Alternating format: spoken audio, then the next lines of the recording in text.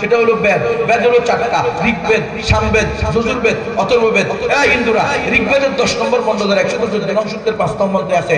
কঠোপনিষদের 2-1 11 নং মন্ত্রে আছে একং ব্রহ্ম দ্বিতীয়ং নাস্তি নেহনা নাস্তি কিঞ্চন। একং ব্রহ্ম, মালিক আল্লাহ একজন।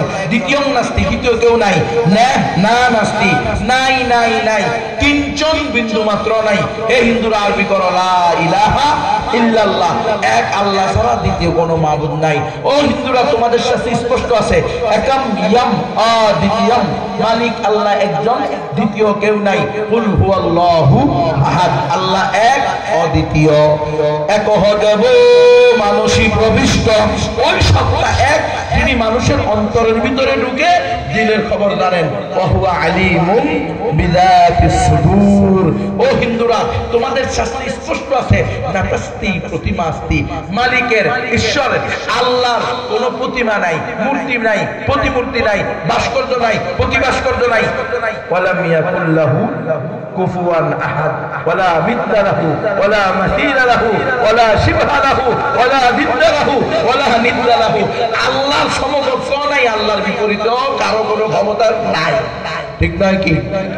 ও হিন্দুরা, তোমাদের শাস্তি স্পষ্ট আছে লা ইলাহা হতি পাপম ইল ইলাহা পরম পাদম জন্ম বৈকুণ্ঠ অপরিণতি তজবি নামু মুহাম্মদু। যদি তুমি লা ইলাহা ইল্লাল্লাহ বলো তাহলে তোমার সমস্ত পাপ মুছে যাবে। ইল ইলাহা পরম পাদম, প্রকৃত আশ্রয় হলো এক ইলাহের আশ্রয়। জন্ম বৈকুণ্ঠ অপরিণতি, যদি তুমি চাও যে মৃত্যুর পরে বৈকুণ্ঠ নামক স্বর্গে যাইবা, তাদের ধারণা অনুযায়ী জান্নাতুল ফেরদাউসে যাইবা, তজবি নামু মুহাম্মদু, তাহলে মুহাম্মদ সাল্লাল্লাহু আলাইহি ওয়াসাল্লামের নাম জপো, বলো লা ইলাহা ইল্লাল্লাহু মুহাম্মাদুর রাসূলুল্লাহ।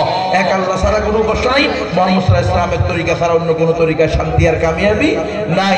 ও হিন্দুরা, তোমাদের সাথে স্পষ্ট আছে হোতার মিন্দ্র মহাশারিন্দ্র ভূ আল্লাহ রাসূল জ্যেষ্ঠম শ্রেষ্ঠম পরমং পুরনম ভ্রমণম আল্লাহ আল্লাহ আল্লাহ রাসূল মুহাম্মদ রকিং ভরস্য আল্লাহ আল্লাহ।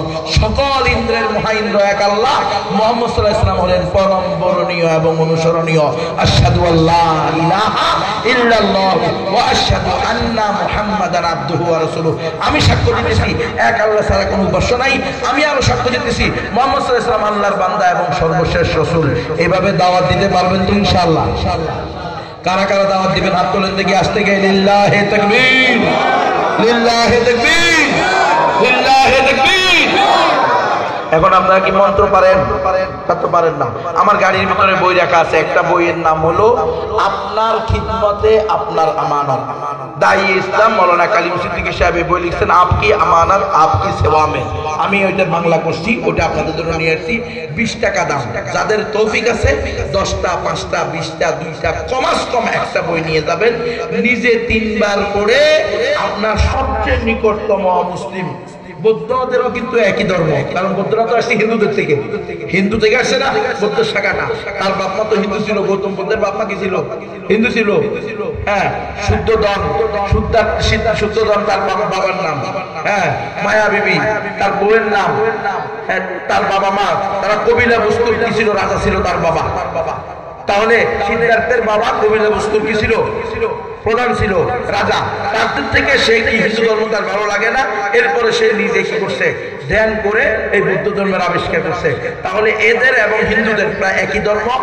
এরাও পুনর্জন্মবাদে বিশ্বাসী, বৌদ্ধরাও কি পুনর্জন্মবাদে বিশ্বাসী। বারবার দুনিয়াতে আসবে। তো এই বইটা আপনি 3 বার পড়ে আপনার নিকটতম যার সাথে আপনার সম্পর্ক তাকে দিবেন। যে কোনো